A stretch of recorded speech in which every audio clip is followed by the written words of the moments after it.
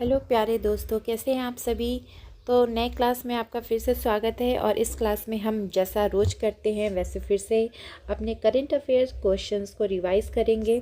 आपने जो पिछले दिनों में करंट अफेयर्स पढ़ा है उसका एक रिवीजन सीरीज़ होता है ये। तो देखिए कितने क्वेश्चंस आप ने पढ़ा हुआ है, कितने आपको नए मिल रहे हैं और पढ़े हुए में से कितना आप याद रख पा रहे हैं, ये चीज़ थोड़ा मैटर करता है। तो चलिए यहाँ पे देखते हैं पहला क्वेश्चन। आप कहेंगे कि मैम ये किस किस एग्ज़ाम के लिए सही रहेगा। तो आपको पता है, आप जनरली अगर वनडे की प्रिपरेशन करते हैं, यूपी पीसीएस मतलब कि पीसीएस जैसे एग्ज़ाम्स की प्रिपरेशन करते हैं, ठीक है, और भी अगर आप कह लीजिए जैसे एसएससी की प्रिपरेशन कर रहे हैं, और आप यूपीएससी में भी देखेंगे कि स्टेटमेंट में ऐसे क्वेश्चंस, एक स्टेटमेंट में, दो स्टेटमेंट में कभी नाम कभी ऐसे दे देता है इवेंट्स, ठीक है। तो आप नहीं कह सकते कि यूपीएससी में ऐसे क्वेश्चंस नहीं पूछे जाते हैं, बिल्कुल पूछे जाते हैं। और ये आप एक बार क्वेश्चन पेपर उठा के देख सकते हैं, इसका प्रमाण आपको, इसका प्रूफ आपको मिल जाएगा। तो चलिए यहाँ पे पहला क्वेश्चन देखते हैं क्या कह रहा है कि विश्वा राजकुमार ने कौन सी प्रतियोगिता जीतकर विश्व चैंपियन बने। तो यहाँ पे पूछा जा रहा है कि कौन सा कंपटीशन इन्होंने जीता, विश्वा राजकुमार जी ने।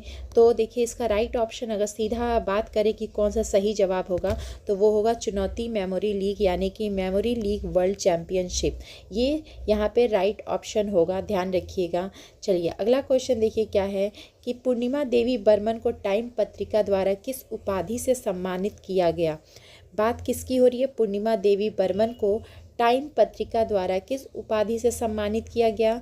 तो यहाँ पे जो राइट ऑप्शन होगा क्या होगा, यहाँ पे देखिए ऑप्शन दिया, leader of the year, women of the year, scientific icon, innovator of the year. तो जो राइट ऑप्शन होगा यहाँ पे वुमेन ऑफ द ईयर, ध्यान रखेंगे। हाँ जी, देखिए अगला क्वेश्चन क्या कह रहा है कि IRDAI ने किस प्लेटफॉर्म के माध्यम से बीमा ASBA लॉन्च किया है।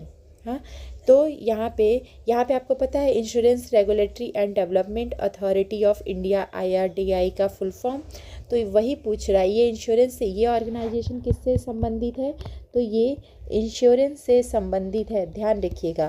तो वही पूछ रहा है कि किस प्लेटफॉर्म के माध्यम से बीमा, देखिए बीमा का नाम है, और ASBA, बीमा ASBA लॉन्च किया किस प्लेटफॉर्म के माध्यम से। तो सीधा आपको यहाँ पे UPI ध्यान रखना है। चलिए बच्चा आगे चलते हैं।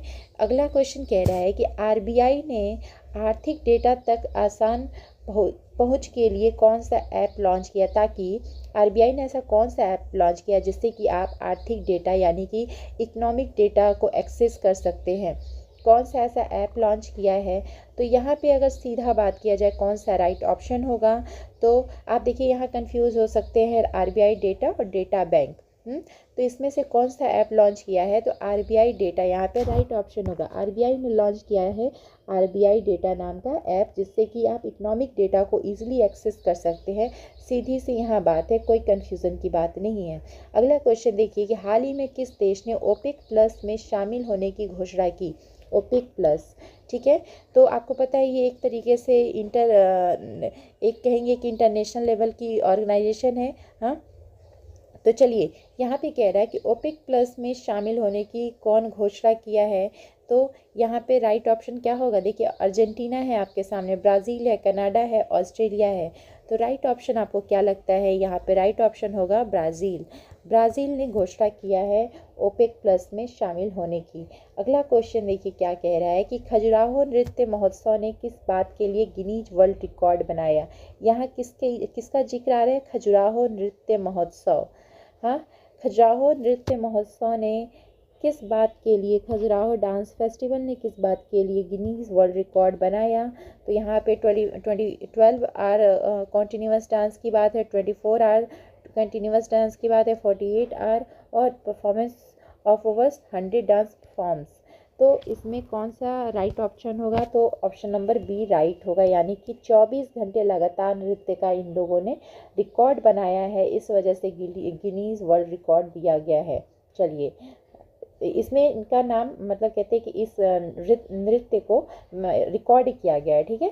ये बात है कि ये खिताब क्यों दिया गया, क्यों मिला, क्यों नाम रिकॉर्ड किया गया, तो इसलिए क्योंकि 24 घंटे लगातार नृत्य के रिकॉर्ड के वजह से। चलिए अगला क्वेश्चन देखिए, दिल्ली विधानसभा अध्यक्ष के रूप में किसने शपथ ली? दिल्ली विधानसभा अध्यक्ष के रूप में किसने शपथ लिया?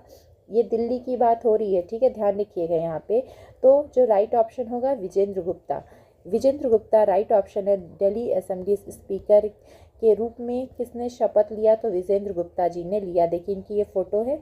चलिए अगला क्वेश्चन देखिए कि पहले भारतीय अमेरिकी FBI निदेशक कौन बने, यानी कि first Indian American FBI director कौन बने? तो देखिए आप देख सकते हैं कि federal bureau of investigation, federal bureau of investigation, हाँ, तो इसके फर्स्ट इंडियन अमेरिकन डायरेक्टर कौन बने हैं? फेडरल ब्यूरो ऑफ इन्वेस्टिगेशन के पहले इंडियन अमेरिकन डायरेक्टर कौन बने हैं? तो राइट ऑप्शन होगा यहाँ पे काश पटेल। काश पटेल का नाम याद रखिएगा, ये पहले भारतीय अमेरिकी निदेशक बने हुए हैं। चलिए तो ये इनकी फ़ोटो है, देखिए यही हैं काश पटेल। चलिए अगला क्वेश्चन देखिए क्या है कि 27वीं पश्चिमी क्षेत्रीय परिषद की बैठक कहाँ आयोजित की गई, यानी कि 27th western zonal council meeting कहाँ हेल्ड की गई? तो आपके सामने मुंबई का नाम है, जयपुर का नाम है, पुणे का नाम है, गांधीनगर का नाम है, और राइट ऑप्शन यहाँ पे पुणे होगा, ठीक है, पुणे में ये किया गया आयोजित। चलिए अगला क्वेश्चन देखिए क्या कह रहा है कि भारत डिजिटल पायलट लाइसेंस शुरू करने वाला दूसरा देश बन गया है, मतलब कि डिजिटल पायलट लाइसेंस, हाँ, इसको इशू करने वाला दूसरा देश बन गया, इसको इंट्रोड्यूस करने वाला दूसरा देश बन गया है। तो पहला देश कौन सा था जो डिजिटल पायलट लाइसेंस इशू करने का काम शुरू किया? तो पहले देश में देखिए आपके सामने अमेरिका, कनाडा, यूके, जर्मनी, इन कंट्रीज़ के नाम दिए हुए हैं, और इसमें से आपको पता होना चाहिए कि अमेरिका ऐसा करने वाला पहला देश बना, ठीक है। चलिए तो अगली क्लास में मिलते हैं, अपना तब तक ध्यान रखिएगा, अच्छे से रहिएगा, खुश रहिएगा। चलिए जय हिंद।